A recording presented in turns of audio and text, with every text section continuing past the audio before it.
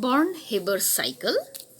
This will actually show the how lattice energy is measured or how lattice enthalpy is measured. We will see the formation of sodium chloride as a cyclic process. At the starting, of course, we will take solid sodium and chlorine gas, half moles of chlorine gas. In order to have a balanced equation, NaCl plus half Cl2, that will give 1 mole of solid NaCl. In order to do so, our starting materials are solid sodium and 1 mole and half mole of chlorine gas.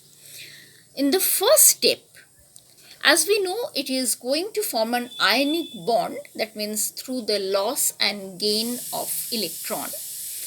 The sodium can lose electron only because of the absorption of ionization enthalpy, and that too it has to migrate to gaseous state. So from first sodium solid we need to change it into gaseous sodium. In doing so, it has to absorb an energy which is called sublimation energy. Further, gaseous sodium will change to sodium ion, and in doing so, it has to absorb an energy equal to ionization energy or ionization potential. Now, our sodium ion is ready with the loss of 1 electron. Chlorine already existing in gaseous state. So, first only it has to break out its covalent bond. Half moles is related to half moles of dissociation energy.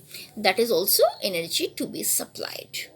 And once chlorine gas is there, this atomic chlorine gas needs to be converted to chloride in gaseous state by the gain of 1 electron. In fact, this electron will migrate over here, and in doing so, whatever energy is needed, this is called electron gain enthalpy. Fine. So now our Na plus and Cl minus are ready. So once this Na plus and Cl minus are being combined, we will get NaCl solid. In doing so, whatever energy is released is called lattice enthalpy. This is a reaction what I had shown in one step, second step, third step, fourth step and fifth step. It is a reaction that is occurring in multi-step, that is with 5 steps: sublimation, ionization, dissociation, again ionization to anion, and finally formation of ionic solid from the constituent gaseous ions. This whole reaction could directly also be taking place as I am showing this.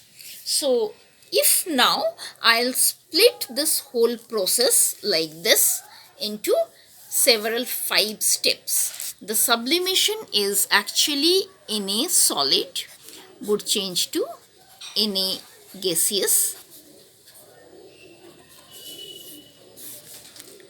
Next step, Na gaseous is now changing to Na plus gaseous.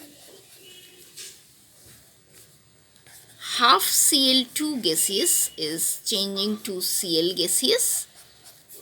Cl gaseous after accepting electron is changing to Cl minus gaseous, and finally Na plus gaseous and Cl minus gaseous is changing to NaCl solid. These are the 5 steps. On adding these 5 steps, what are we getting? Na gaseous is formed and is being utilized. This ion is also being formed and is being utilized. This is being formed and is being utilized. This is also being formed and is being utilized. So what is left? It is Na solid plus half Cl gaseous changes to NaCl solid, which is similar to our single step equation.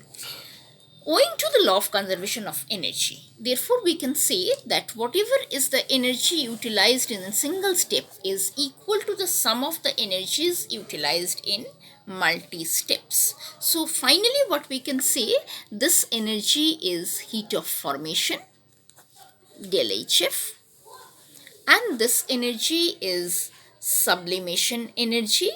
This energy is ionization enthalpy. This is dissociation energy by 2. This is electron gain enthalpy, and this is lattice enthalpy.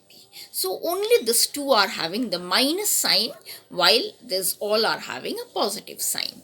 Therefore, can we write this del HF in single step is equal to sublimation energy plus ionization enthalpy plus dissociation energy by 2 plus minus of electron gain enthalpy plus minus of lattice enthalpy.